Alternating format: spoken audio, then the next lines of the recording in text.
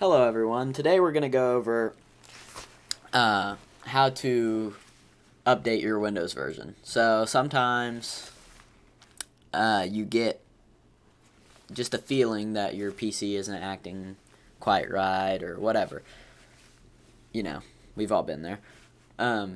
So one thing you can just check when things like that happen is just go down to the bottom left corner and type update. This really takes about a minute, and then see if you're up to date, and if you're not, go ahead and update and see if that fixes anything.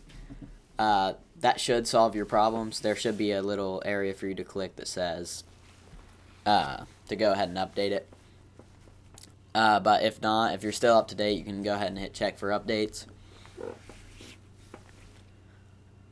and it'll load for a little bit, tell you boom, good. So yeah, that's about it. Straight to the point. Pretty easy little process just to check that box off when you're kind of diagnosing. Just one simple step right there, because sometimes it's the simple things that'll get you. Anyway, that's about it. Thanks, guys.